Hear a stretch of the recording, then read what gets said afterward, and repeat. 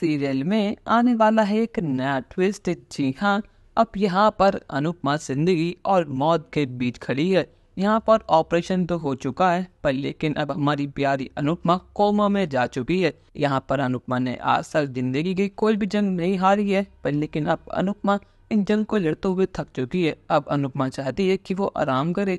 यहाँ पर इतने सालों बाद, इतनी परेशानियों के बाद तो मान की फैमिली और प्रेम कहानी पूरी हुई है।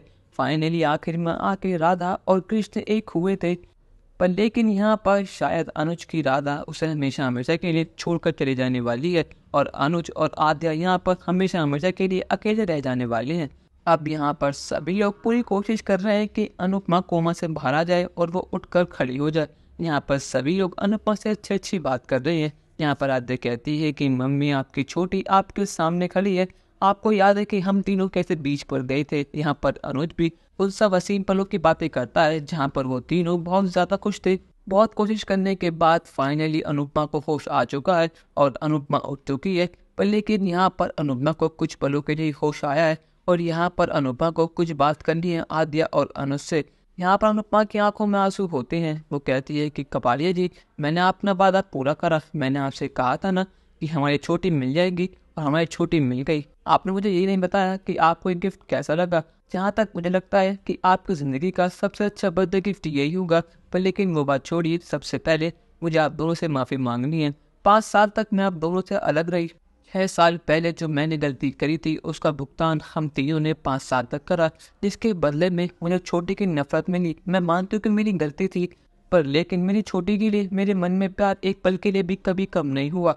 चाहे छोटी ने मुझे अपनी माँ नहीं माना हो, मुझे बहुत कुछ सुनाया हो, पर लेकिन मैंने उस बात का आज तक बुरा नहीं माना क्योंकि गलती मेरी ही थी। अनुज कहता है कि अनु, ये तुम सारी बातें क्या कर रही हो? जो पहले हुआ उसे भूल जाओ। अब हम तीनों एक हो चुके हैं। फाइनली आद्या तुम्हें माँ मानती है। अपनी आद्या को देखो, तुम्हारी छोटी तुम्हारे सामने खड़ी है। अनुपमा कहते हैं कि कपालिया जी, आप मेरी बात सुनिए, मेरे पास समय बहुत कम है। यहाँ पर अनुपमा की आंखें धीरे धीरे बंद होने लगती हैं। वो कहते हैं कि छोटी, अब मैं तेरी जिम्मेदारी तेरे पॉप्स को देती हूँ।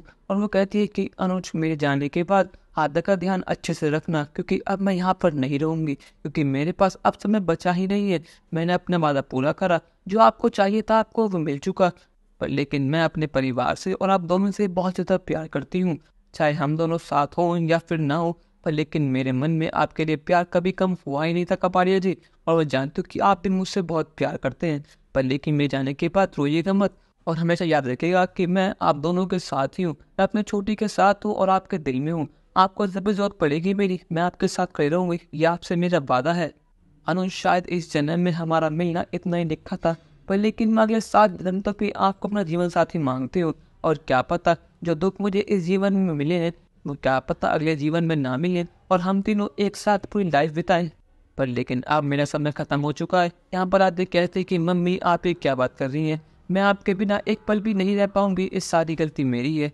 5 साल तक मैं नफरत करती रही और इतने मुश्किलों के बाद जब पॉप्स और आप फाइनली एक हुए थे, तो सिर्फ मेरी वजह से सब बिगड़ गया। और इन 6 महीनों में मुझे एहसास हुआ कि आप दोनों मुझसे कितना प्यार करते हैं। ये सारी गलती मेरी है, पर मम्मी मुझे माफ़ कर दीजिए। मैं आपसे वादा करती हूँ कि ऐसा कुछ भी नहीं होगा। आइंदा से हम तीनों बहुत खुश रहा करेंगे। आपको जो चाहिए मैं वो दूंगी। आपको जो करना है आप वो करना।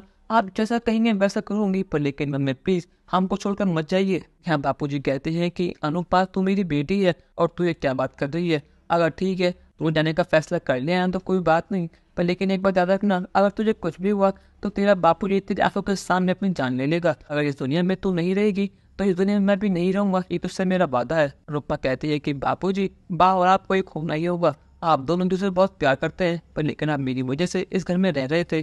पर लेकिन अब मेरे जाने के बाद आप बाप को माफ करके उनके साथ रहना शुरू कर देना, क्योंकि बाप को आपको जरूरत है और आपको बाकी। अनुज कहता है कि अनुपमा तुम चाहे कुछ भी कर लो, पर लेकिन तुम ऐसे कहीं नहीं जाओगी और तुमसे मेरा वादा है।